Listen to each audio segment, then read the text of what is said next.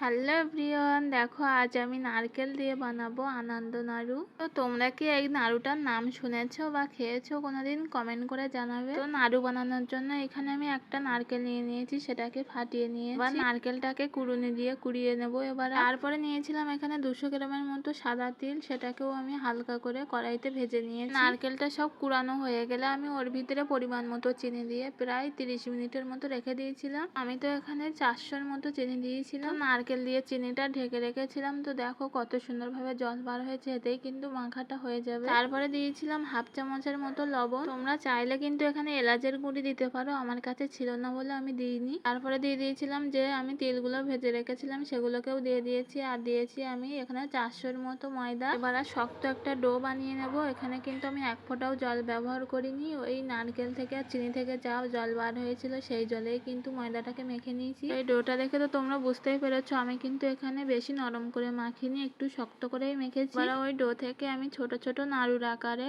গোল করে নেব। তারপরে কড়াই বসিয়ে তেলটাকে আমি হালকা করে গরম করে নিয়েছিলাম। এবারে একে একে আমি নাড়ুগুলোকে দিয়ে দেব। তো তোমাদের বাড়িতে যদি নারকেল কম থাকে আর লোক সংখ্যা বেশি থাকে তাহলে কিন্তু এইভাবে এই নাড়ুটা বানিয়ে খেয়ে দেখতে পারো, খুবই সুন্দর লাগে। এইভাবে এই নাড়ুটা বানিয়ে খেয়ে দেখলে কিন্তু শুধু নারকেলের নাড়ু খেতে ভুলে যাবে। এবার সব নাড়ুগুলোকে এপিট ওপিট করে লাল লাল করে আমি ভেজে নেব। এই নাড়ুগুলো কিন্তু একটু গরম থাকা অবস্থায় নরম নরম দেখাবে, কিন্তু হাওয়ায় টেনে গেলে কিন্তু শক্ত হয়ে যাবে বলের মতো। বাইরেটা হবে ক্রিস্পি আর ভেতরটা হবে নরম। প্রথমে এক খোলা তো আমি ভেজে নিয়েছিলাম, তারপরে দ্বিতীয়বারের মতো আবার দিয়ে দিয়েছি। এগুলোকেও আমি তেল থেকে ছেঁকে তুলে নিয়েছি। তো কতগুলো হয়েছে আর কত সুন্দর লাগছে দেখো। আজ আমি এই নাড়ুটা যেভাবে বানিয়েছি তোমরাও বাড়িতে একবার হলেও বানিয়ে খেয়ে দেখবে। একবার খেলে কিন্তু বারবার খেতে ইচ্ছা করবে। আমার তো খুবই ভালো লেগেছে। আমি তো আর শুধু নারকেলের নাড়ু খাবো না, এই নাড়ুটাই বানিয়ে খাবো। নাড়ুগুলো কেমন হয়েছে কমেন্ট করে জানাবে কিন্তু।